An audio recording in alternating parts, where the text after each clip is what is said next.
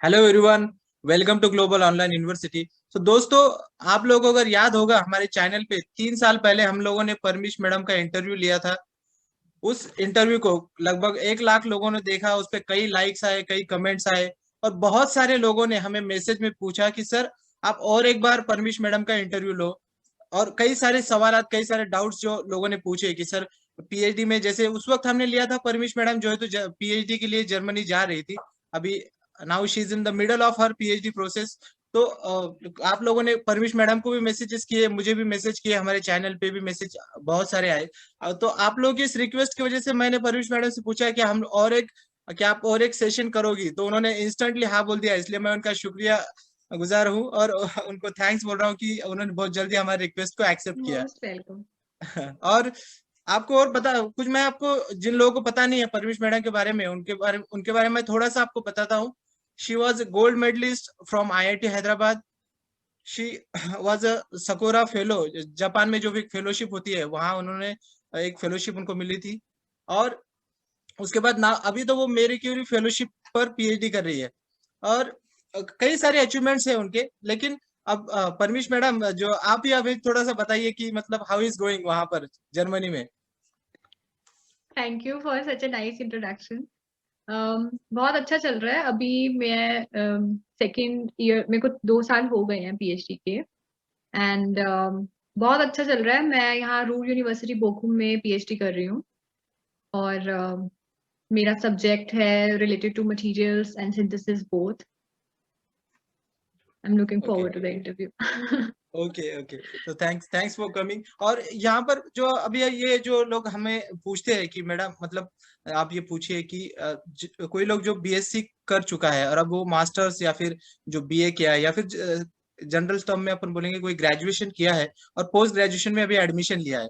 अगर वो चाहे कि वो जर्मनी या फिर से यूरोप, और फॉर दैट मैटर बाहर अगर उसको पीएचडी करना है, तो उसका किस तरह से फोकस होना चाहिए शुरू से ही? मतलब जैसे उसने पोस्ट ग्रेजुएट में एडमिशन ले लिया, तो यहाँ से वो क्या करे?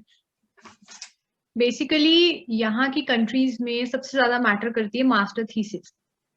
तो आपके पास कोई प्रोजेक्ट होना चाहिए जिसके लिए आपने थीसिस लिखी होनी चाहिए। क्योंकि यहाँ ओके पे प्रैक्टिकल नॉलेज पे बहुत ज्यादा फोकस किया जाता है। यहाँ पे थ्योरेटिकल नॉलेज इतनी साथ साथ चलती है, पर प्रैक्टिकल, जर्मनी स्पेशली में प्रैक्टिकल्स बहुत ज्यादा मायने रखते हैं। फॉर एग्जाम्पल यहाँ बैचलर्स में भी बैचलर थीसिस होती है। और ओके यहाँ पे प्रैक्टिकल्स बहुत इंटेंस होते हैं, बहुत ज्यादा इंटेंस होते हैं। तो बेसिकली आई वुड से आप जितना ज्यादा प्रैक्टिकल पे फोकस करोगे या इंटर्नशिप करोगे, या फिर जितनी अच्छी आपकी मास्टर थीसिस होगी, उतना आपको ज्यादा इजी होगा यूरोप में पीएचडी के लिए अप्लाई करना। ओके। तो मतलब आप इनडायरेक्टली ऐसा भी, मतलब कुछ लोग पूछते हैं कि सर, मेरा जो सीजीपीआई या फिर मेरे जो मार्क्स है वो बहुत कम है, मे बी कितना, अगर ऐसा कुछ होता है क्या कट ऑफ, या फिर कितना मिनिमम उन लोगों को वो लोग ऐसा ये रखे कि भाई, कुछ लोग पूछते हैं कि सर, मेरा बैचलर्स में बहुत कम था, मास्टर्स में भी बहुत कम आया, तो कैन आई ट्राई, मतलब इस तरह से है, वो मार्क्स का कितना रोल होता है? Just marks? I would say marks, अगर एक टॉपर भी है पर उसके पास कोई थीसिस नहीं है, मास्टर थीसिस नहीं है, तो उसको भी एडमिशन नहीं मिल सकता। ओके मतलब दिस इज वेरी ब्लंट, बहुत rudely I am putting it that way, but this is true. मतलब अगर आपके पास मास्टर थीसिस नहीं है, अगर आपके पास रिसर्च में एक्सपीरियंस नहीं है, तो आप यहाँ पीएचडी के लिए अप्लाई नहीं कर सकते। ओके क्योंकि ओके यहाँ पे PhD is directly dependent on your masters project, master thesis और वॉट एवर एक्सपीरियंसेस जो भी आपने पहले गेन करे हैं अपनी बैचलर्स में, मास्टर्स में। सबसे ज्यादा इंपॉर्टेंट यहाँ पे आपकी थीसिस को लिया जाता है, और वो यहाँ के रिसर्च स्कूल्स, मतलब हर यूनिवर्सिटी का रिसर्च स्कूल होता है। तो रिसर्च स्कूल आपको लेने से पहले, या ग्रेजुएट स्कूल्स होते हैं, वो आपको लेने से पहले सबसे पहले आपके मार्कशीट तो चेक करते ही करते हैं। What the evaluate is your master thesis. तो एक पर्टिकुलर ये होता है कि आपका एक पर्टिकुलर लेवल का मास्टर थीसिस होना चाहिए। ये नहीं कि आपने कहीं से कॉपी करके, कई यूनिवर्सिटीज में होता है जैसे आपने सब स्टूडेंट्स ने पुराना कॉपी कर लिया, मास्टर थीसिस हो गया, ऐसा नहीं चलेगा। ओके एक सबसे ज्यादा इंपॉर्टेंट यहाँ पे प्रैक्टिकल सब्जेक्ट्स को दिया जाता है। सबसे ज्यादा इंपॉर्टेंट प्रैक्टिकल, बिकॉज यहाँ पे जो पीएचडी होती है ना, वो बहुत इंडिपेंडेंट होती है। आपको कोई गाइड नहीं करेगा कि आप ये एक्सपेरिमेंट कर लो, आप ये कर लो, आप वैसे कर लो, आप वैसे कर लो। पीएचडी स्टूडेंट्स यहाँ पे बहुत इंडिपेंडेंट है। ओके ओके, और तो यहाँ पे मतलब हाँ जी, क्रिटिकल इवैल्यूएशन होता है जो थीसिस का, आप ये बोलना चाह रही?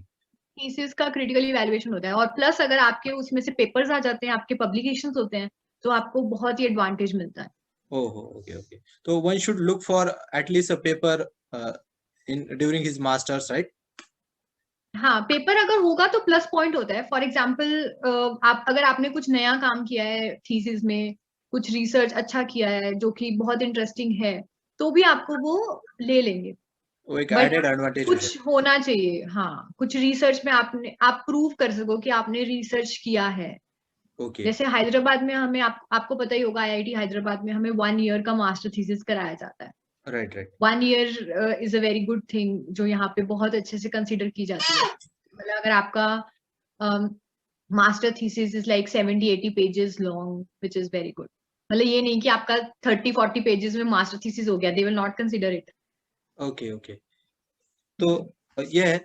और दूसरी चीज, जैसे अभी कोई एडमिशन का प्रोसेस है, तो उसमें थोड़ा सा बताए कि बंदे को अगर उसके मास्टर्स के मतलब वो कहाँ से स्टार्ट करे प्रोसेसिंग जो होती है, और उसका मतलब थोड़ा सा अगर आप उसमें डिटेल इन लोगों को बता दे कि क्या होता है, या फिर कैसे अप्रोच, जैसे कि कई हमारे जो व्यूअर्स है वो टायर 2 टायर 3 सिटी से आते हैं, उनको मतलब उतना डायरेक्ट एक्सेस नहीं होता है, राइट, इन्फॉर्मेशन को। आजकल तो वेबसाइट्स वगैरह भी है, मगर फिर भी अगर उनको स्टार्ट करना है तो वो कहाँ से स्टार्ट करे? या सबसे पहले तो उनको एक अच्छी जगह से मास्टर्स करनी पड़ेगी। ओके अगर starting from, if they are really interested कि उनको पीएचडी करना ही करना है अब्रॉड से, तो उनको पहले फोकस करना चाहिए कि वो अच्छी जगह से मास्टर्स करें। इंडिया में बहुत सारे इंस्टीट्यूट्स हैं, बहुत आईआईटीज हैं, एनआईटीज हैं, जो मास्टर थीसिस कराते हैं, जो ओरिजिनल आपका आपका खुद का काम होता है उस चीज में।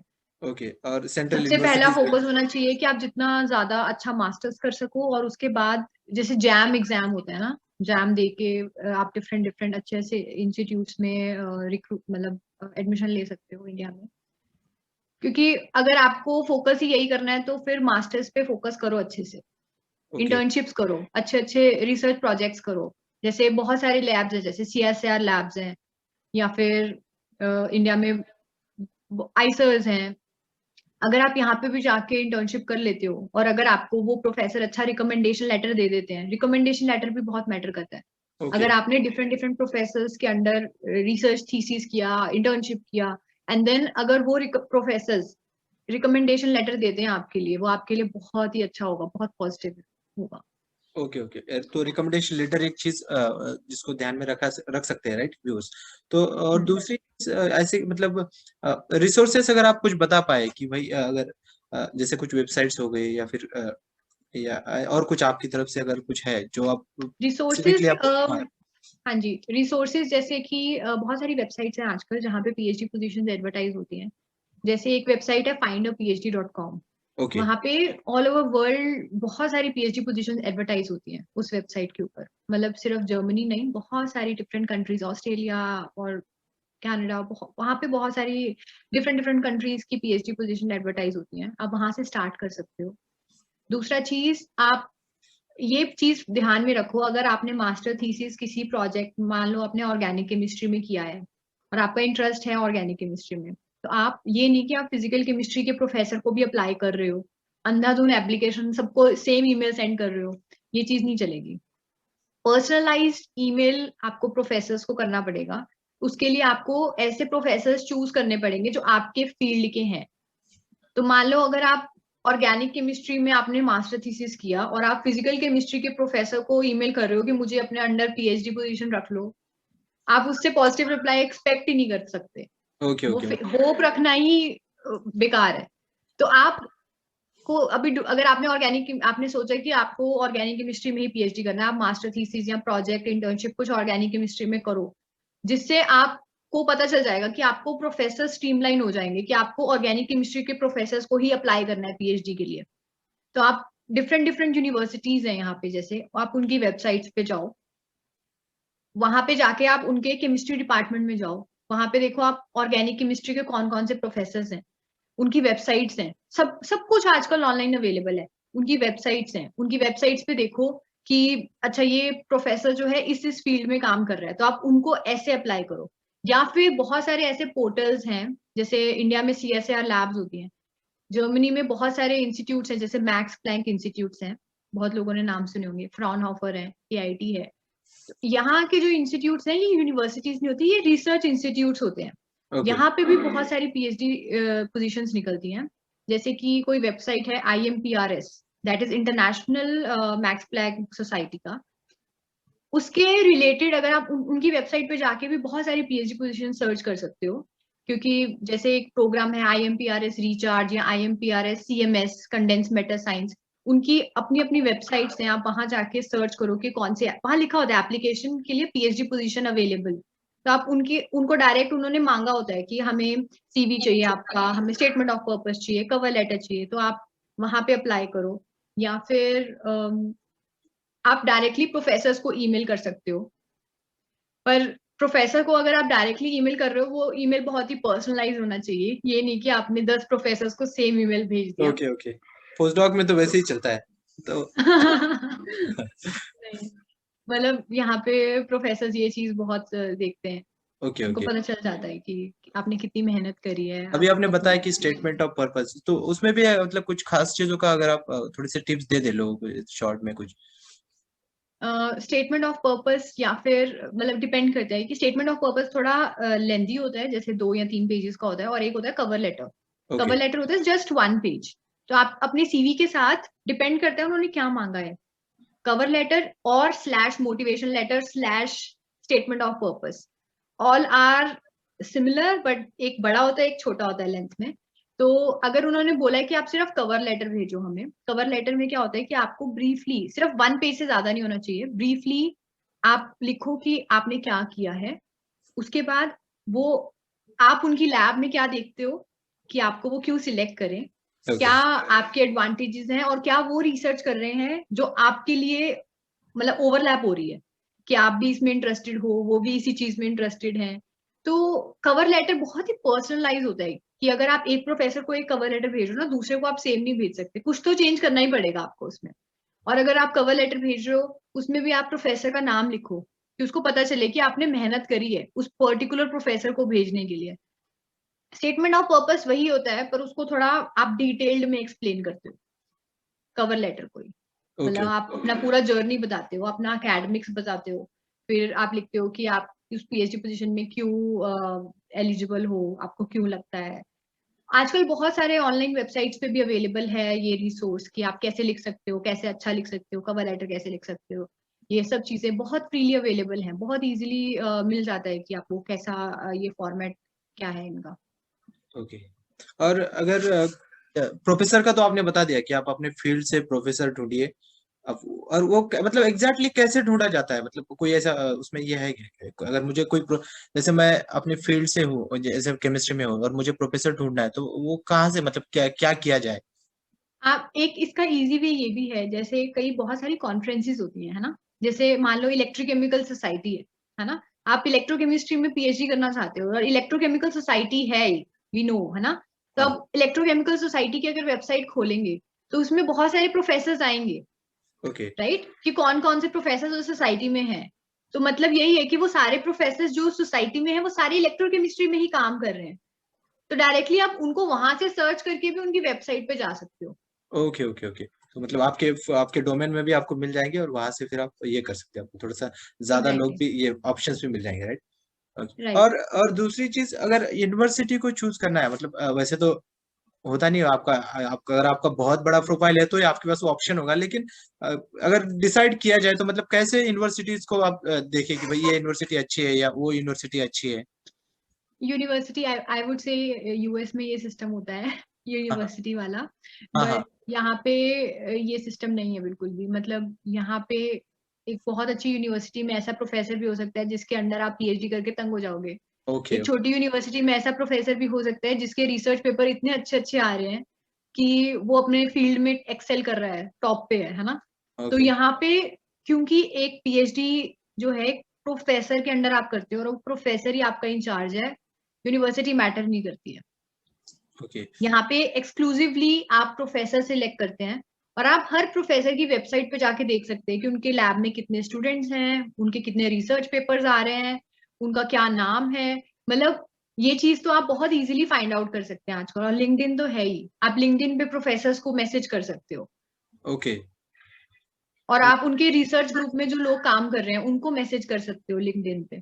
तो आज, या फिर उनको ईमेल कर सकते हो, वहां पे ईमेल एड्रेसेस लिखे होते हैं। प्रोफेसर अगर रिप्लाई नहीं करा तो आप किसी स्टूडेंट को मैसेज करके, वहां ईमेल करके देख सकते हो, पूछ सकते हो कि तुम्हारा लैब में कैसा सीन है, क्या है, कैसा है। तो बहुत सारे रिसोर्सेज हैं। आई वुड से यूनिवर्सिटी को चूज करने से पहले एक प्रोफेसर अच्छा होना चाहिए। यूनिवर्सिटी पीएचडी के लिए उस सेंस में मैटर नहीं करती। Okay okay. तो वही है। और दूसरा सवाल यह है कि आप जर्मनी में कर रहे हैं, यूरोप में अगर मतलब अगर लोग अप्लाई करना चाह रहे हैं ओवरऑल इन यूरोप में, तो कौन सी कंट्रीज, मतलब आप जर्मनी नहीं तो आप कौन सा कंट्री आप प्रेफर करोगे? आपका अभी तक तो वहाँ का जो एक्सपीरियंस है वो हिसाब से। आई वुड से इंडिया में मोस्टली लोगों को लगता है कि सिर्फ जर्मनी जर्मनी है, जर्मनी में रिसर्च होती है, Germany is the best in chemistry. But ये एक मिथ है। जर्मनी के अलावा यूरोप में बहुत सारी कंट्रीज हैं जो कि बहुत अच्छा रिसर्च कर रहे हैं। और सबसे हैरानी की बात है, जैसे फॉर एग्जांपल मैं लास्ट ईयर 2 मंथ्स के लिए फिनलैंड में थी, अपनी इंटर्नशिप कर रही थी। ओके। वहां पे मैं थी ऑल्टो यूनिवर्सिटी में फॉर 2 मंथ्स। मैं वहां के प्रोफेसर से मिली। वहां पे बहुत सारे ईरान के लोग हैं। आई वुड नॉट से कुछ अगेंस्ट, बट हाँ हाँ। बहुत इंटेलिजेंट लोग हैं वो भी। बट मैं सबसे ज्यादा हैरान वहां देख के ये हुई कि लोग इंडियंस अप्लाई नहीं करते वहां पे। वहां इंडियन कम्युनिटी बहुत छोटी है। मैं वहां के एम्बेसी प्रोग्राम में भी, वहां की फिनलैंड एम्बेसी ने कुछ प्रोग्राम रखा था वहां पे, मैं वहां पे भी गई थी। मतलब वहां इंडियन कम्युनिटी इतनी बड़ी नहीं है रिसर्च के अकॉर्डिंग, मतलब वैसे नहीं मैं बोल रही हाँ हाँ, रिसर्च के रिसर्च जो। में। ओके। पर लेकिन वहां ये नहीं है कि रिसर्च नहीं हो रही, बहुत अच्छी रिसर्च हो रही है फिनलैंड में। और वहां पे ईरानी लोग ज्यादा है। और जैसे ईरान में भी तेहरान यूनिवर्सिटी और ये सब यूनिवर्सिटी बहुत अच्छी है, वहां के स्टूडेंट्स बहुत इंटेलिजेंट है। बट आई वुड से कि हम इग्नोर कर देते हैं एज इंडियन। जब मैं अप्लाई कर रही थी पीएचडी के लिए, मुझे नहीं पता था कि मैं फिनलैंड में भी अप्लाई कर सकती हूँ। ओके और सबसे बड़ी बात ये है कि वहाँ हेलसिंकी उनकी कैपिटल है, वहां पे इंग्लिश बोली जाती है। जो ओके। कि यहाँ यूरोप में, जर्मनी में बहुत दिक्कत आएगी अगर आपको। बट वहां पे इंग्लिश बोलते हैं लोग। बहुत ही अच्छा माहौल है। और या फिर आप नीदरलैंड्स में अप्लाई कर सकते हो, नीदरलैंड्स में भी सिमिलर चीज है। बेल्जियम में भी मैं गई हूँ, 2-3 बार गई हूँ डिफरेंट यूनिवर्सिटीज में, वर्कशॉप्स में। वहां पे भी जैसे गेंट यूनिवर्सिटी है, ल्यूवेन यूनिवर्सिटी है, वहाँ के बहुत बड़े बड़े इंस्टीट्यूट्स हैं। आईमेक है, जैसे यहाँ मैक्स प्लैंक होते हैं जर्मनी में, बेल्जियम में आईमेक है। ये डायरेक्ट इंडस्ट्री के साथ कोलैबोरेशन में है रिसर्च इंस्टीट्यूट्स। और ये नहीं कि यहाँ पे जाना बहुत इजी है, ये बहुत कॉम्पिटिटिव है। बट बहुत ही अच्छे हैं। या ओके। इटली हो गया, फ्रांस हो गया, बहुत सारे डिफरेंट डिफरेंट आसपास कंट्रीज हैं। पर हम मोस्टली लोग सोचते हैं हाँ जर्मनी चलो, जर्मनी अच्छा है। बट ऐसा नहीं है, और भी बहुत सारी कंट्रीज है जहाँ अप्लाई किया जा सकता है। Okay okay. तो ये हुआ इसके बारे में, मतलब कोई भी कंट्रीज आप उसमें कोई ये नहीं है, मतलब जहां आपको अच्छा लगे आप अप्लाई कर सकते हो, राइट? तो अब थोड़ा सा ये बताए कि लाइफ कैसा है वहाँ जर्मनी में, मतलब एज अ पीएचडी स्टूडेंट, जैसे मतलब क्या डिफरेंस आपको दिखा? इंडिया में भी आप ऑब्जर्व किए हो पीएचडीज को, आप खुद भी तो रिसर्च किए हो तो। सबसे बड़ा डिफरेंस तो मुझे यही लगा कि बहुत ज्यादा इंडिपेंडेंस है। ओके। मतलब आप अपना काम कर रहे हो, आप अपना रिसर्च प्रोजेक्ट, मतलब मेरे को इतना ज्यादा इंडिया का, मतलब एज मास्टर्स के पॉइंट ऑफ व्यू से मैं बता सकती हूँ। क्योंकि पीएचडीज इंडिया में बहुत ही डिफरेंट पर्सपेक्टिव होता है एक प्रोफेसर का पीएचडी के जितना वो होता है। बट मतलब यहाँ के अकॉर्डिंग आप बहुत इंडिपेंडेंट होते हो अपनी रिसर्च में। आपको अगर आपने कुछ नहीं किया, आपको कोई नहीं आके पूछेगा आपने क्यों नहीं किया। आपको अपनी रिसर्च करनी है, आपको अपनी डिग्री लेनी है, आपको खुद ही मेहनत करनी है। आप बहुत इंडिपेंडेंट हो, आपको अपने रिसर्च पेपर्स खुद लिखने हैं, आपको अपना रिसर्च प्लान खुद करना है। और ये चीज भी लैब टू लैब भी डिपेंड करती है। मतलब पर इतना स्पून फीडिंग नहीं हुआ कभी, ओके ओके। In short. मतलब one should be prepared, right? कि one should be prepared, because मैंने यहाँ पे आके बहुत लोगों को देखा है जो सहन नहीं कर पाए वो चीज, and after that wasting like 9 months, 10 months, 1 year, even 3 years, they are living without a degree. या so that's the thing, right? और बाकी वैसे पीएचडी लाइफ छोड़ के नॉर्मल लाइफ कैसा, मतलब इट्स ओके, राइट? मतलब वैसे तो पता है, सबको पता है, but as a PhD student normal life, मतलब आपका जो apart from your PhD. Normal life अच्छा है। मतलब नॉर्मल लाइफ के लिए अगर आपको, मतलब सिटी टू सिटी डिपेंड करता है। जैसे बोकुम छोटा सा शहर है, ओके। तो आपको जर्मन आनी चाहिए थोड़ी सी। एटलीस्ट लाइक सुपरमार्केट्स में या फिर ट्रेन्स में, मतलब इंग्लिश बहुत कम, मतलब यूनिवर्सिटी में ऑब्वियसली इंग्लिश बोली जाती है, आप ओके रिसर्च कर रहे हो, इंग्लिश में रिसर्च कर रहे हो, बट लोकल लोगों को नहीं आता, तो it is advisable from my side कि या तो पहले ही सीख लो A1 लेवल, एटलीस्ट थोड़ा बहुत समझना आए, नहीं तो आप यहाँ आके भी सीख सकते हो, यूनिवर्सिटी आपको कोर्सेज देती है, जैसे फॉर एग्जांपल मैंने यहाँ आके सीखा तो उसमें कोई प्रॉब्लम नहीं है, पर थोड़ा बहुत सीखना पड़ेगा क्योंकि यहाँ के बिल्कुल आप सबसे इंग्लिश में बात नहीं कर सकते। ओके। और अभी ये तो हुआ, मतलब अभी तक तो आपने अमन सब कुछ कवर कर ही दिया है शायद, राइट? और बस थोड़े क्या बोलते हैं उसको, अगर कोई मैरिड है तो क्या वो उतना मतलब फेलोशिप अमाउंट या फिर ऐसा कुछ है कि वो अपनी फैमिली को लेके आ जाए उधर, उतना हो सकता है कि मतलब आई एम जस्ट हाँ, मैरिड के लिए डिफरेंट प्रोविजंस होते हैं, ओके बट मतलब पीएचडी के लिए okay, funding is a different thing. Okay अगर आपको पीएचडी ज्वाइन करना है, हाँ आप as a PhD student join कर सकते हो। ओके जरूरी नहीं है कि आपको फंडिंग मिलेगी, ओके मतलब आप अगर PhD funding funded PhD position के लिए अप्लाई कर रहे हो, देन ऑफ कोर्स फंडिंग मिलेगी। There are different types of funding positions for PhD, okay जैसे कि डीएडी हो गया। जैसे अगर आप किसी प्रोफेसर को, आप ऐसा भी कर सकते हो, जैसे डीएडी फंडिंग क्या होता है, आप किसी प्रोफेसर को ईमेल कर दो कि I want to join your group, और अगर वो प्रोफेसर अग्री कर लेता है आपको होस्ट करने के लिए, तो आप अपना एक रिसर्च प्रपोजल अपने प्रोफेसर के साथ मिलके डीएडी को लिख सकते हैं। तो डीएडी अगर आपको स्कॉलरशिप दे सकती है तो आपको पूरी की पूरी फंडिंग, वो आपके नाम होगी फंडिंग, वो प्रोफेसर उसका हिस्सेदार नहीं होगा, वो फंडिंग ओके आपके नाम पे होगी। और that is a very plus point in your CV in future as well, कि अगर आपको मान लो नहीं भी मिल रही कहीं पे, तो आप प्रोफेसर को अग्री करा सकते हो कि आप फंडिंग के लिए अप्लाई करोगे। या फिर बहुत सारी पीएचडी पोजीशंस होती हैं जो ऑलरेडी फंडेड होती हैं, आप उसमें भी अप्लाई कर सकते हो। और एक वेबसाइट है इरास्मस करके,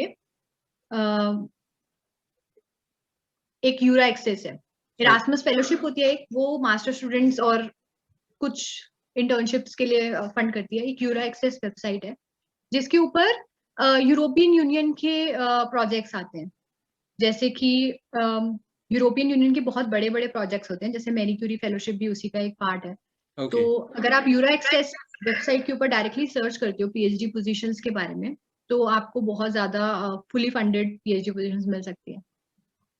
और वो मल्टी कंट्रीज होती हैं, जैसे मान लो जैसे मेरा है ना, तो मुझे कुछ टाइम के लिए फिनलैंड में काम करना है, कुछ टाइम के लिए बेल्जियम में काम करना है, डिफरेंट डिफरेंट कंट्रीज में जाके, मेरे होस्ट कंट्री एक ही रहेगा बट डिफरेंट डिफरेंट कंट्रीज में जाके आपको उनकी लैब्स देखनी है, उनके साथ काम करना है, तो वो चीज भी अवेलेबल है। ओके। तो और अब थोड़ा सा जनरल, कितना टाइम लगता है पीएचडी में? जैसे इंडिया में तो मतलब अप्रोक्सीमेट ऐसा नहीं है, वो तो सबको पता है कि it will very based on आपका प्रोफेसर क्या है, आपका यूनिवर्सिटी क्या है। तो अमन ऐसे जनरल कितना लगता है, मतलब क्या कितना समझ के चले इन कोई? जनरल मतलब वैसे आपको फंडिंग डिपेंड करता है, फंडिंग पे भी, फंडिंग आपको 3 साल की मिलती है normally, okay but on an average 4 years लग जाते हैं।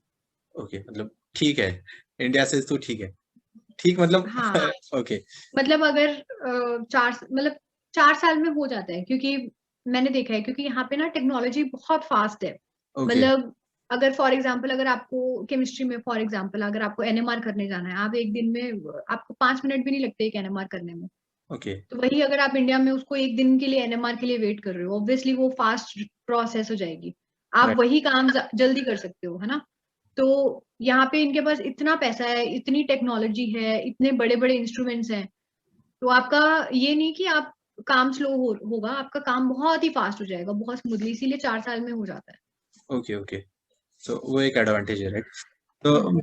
परमीश जी, मतलब आपने तो अभी मेरे ख्याल से सब बता ही दिया है, राइट? और अगर व्यूअर्स, अगर आप लोगों को और कुछ डाउट है तो आप कमेंट्स में हमें पूछिए। परमीश जी, अगर मैं अगर रिक्वेस्ट करूंगा तो आप और एक बार आपको आना पड़ेगा। परमीश जी, जो भी डाउट है लोग कमेंट्स में आप लोग सब पूछिए, हम लोग उसका मैं खुद रिप्लाई देने की कोशिश करूंगा, परमीश मैडम भी रिप्लाई आपको दे दे, या फिर कुछ ऐसे अगर कुछ ज्यादा डाउट है तो हम लोग और नेक्स्ट वीडियो में भी आपके लिए हम लोग वो कवर कर सकते हैं। तो परमीश, बहुत बहुत शुक्रिया आपका, आपने हमारे चैनल ग्लोबल ऑनलाइन यूनिवर्सिटी पे आप आए और लोगों को इतनी इंफॉर्मेटिव, मतलब बहुत ज्यादा इंफॉर्मेशन आपने दी, इसके लिए मैं आपको बहुत थैंक शुक्रगुजार यू। हूँ। और आपको मैं आपके जो पीएचडी करियर है उसमें आगे और भी आपको आपके और भी ज्यादा पेपर्स आए, आप बहुत ज्यादा तरक्की करें, उसके लिए आपको शुभकामनाएं भी देता हूँ। Thank you. हाँ, थैंक यू वेरी तो मच। वही है। Then have good time, right परमिश? Bye bye. Thank you.